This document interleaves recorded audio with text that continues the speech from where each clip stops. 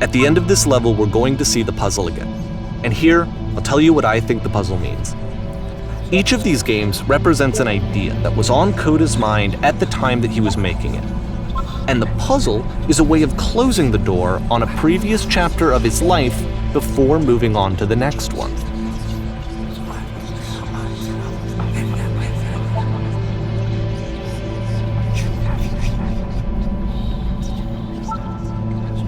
In each of his games, after exploring a theme that, he might find difficult, Coda can then place this puzzle that he knows has a reliable solution, he understands exactly how it works, and so it gives him a simple mechanism for moving on.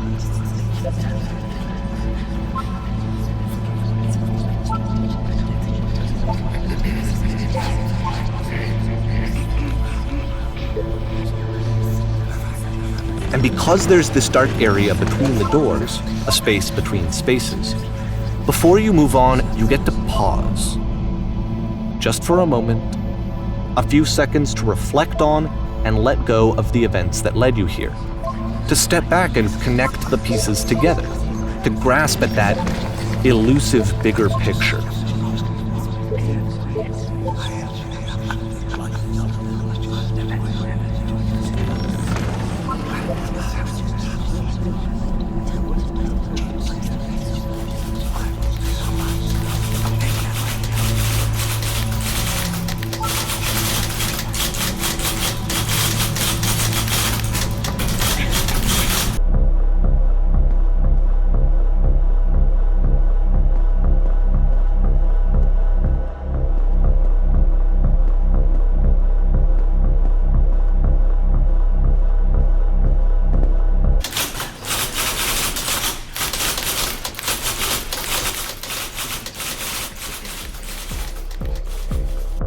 Okay, this one is tough.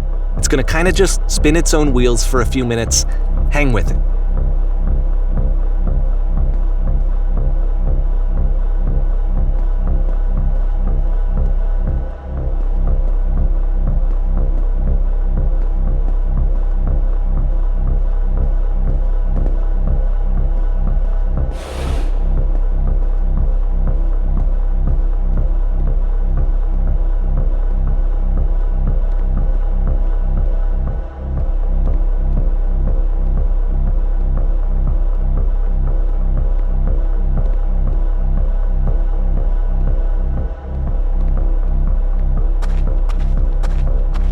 See, like, this is it, the whole game, and there's nothing that's particularly interesting about it. You just walk to the end of a hallway.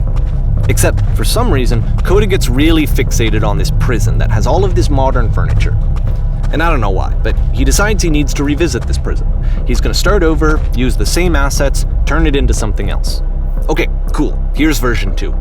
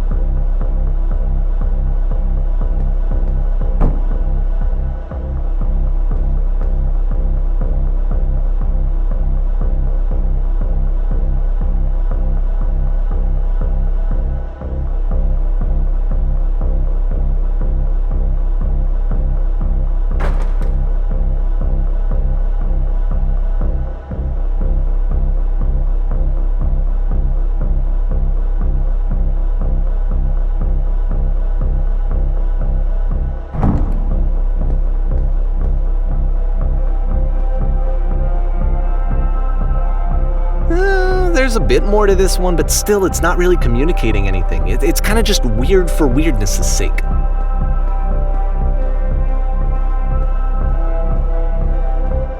So okay, he throws it out and starts over. This time he comes at the prison idea from a different direction.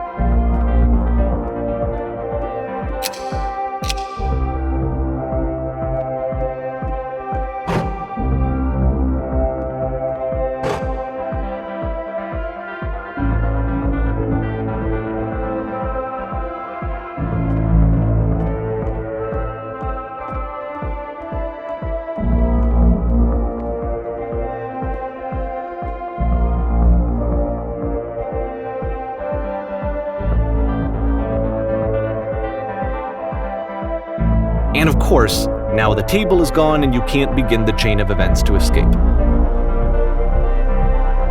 Here's a version where there are no bars, but you can't actually get to the well.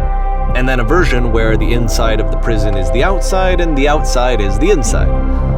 Let me just blink you real quick through a few more of these. I mean, he really unloaded on this prison idea. There's nearly a dozen of them. Personally, I think it's awful to watch this, to see a person basically unraveling through their work. And for what? Like, at what point do you just go, maybe there are game ideas other than this prison that I could be working on? But Coda doesn't have that voice telling you to stop, that particular mechanism of defense against yourself. Without it, you just spiral. And so he keeps going and going and going and going and going, and then he hits on something.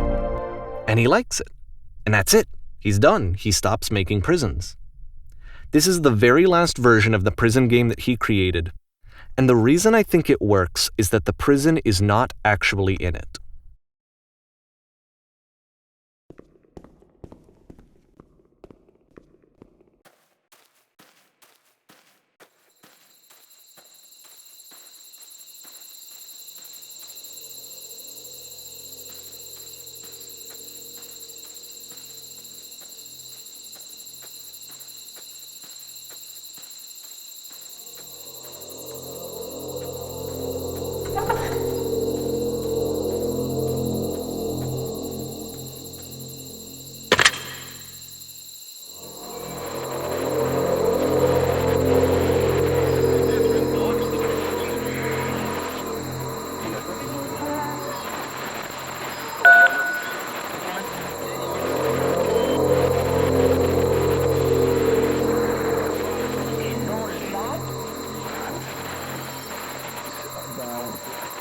It's a conversation. And so this is what Coda wants, is to be able to talk to someone, to share what's on his mind, and to get some good advice from someone who knows. But the irony is that even in this scenario, you're still talking to yourself. You know, all of these games so far are Coda talking to himself.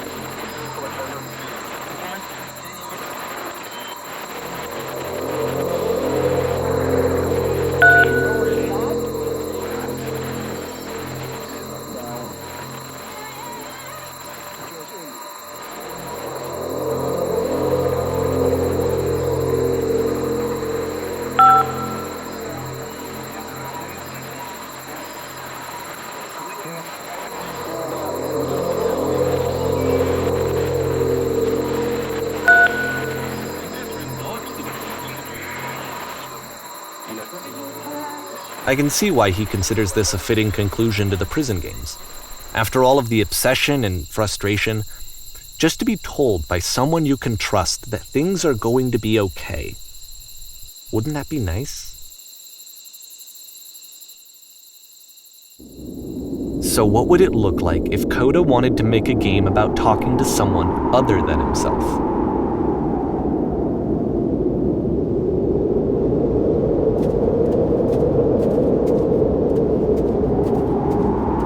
To me, this environment is meant to represent Coda's puzzle, with the two doors on either side and a dark transitional space between.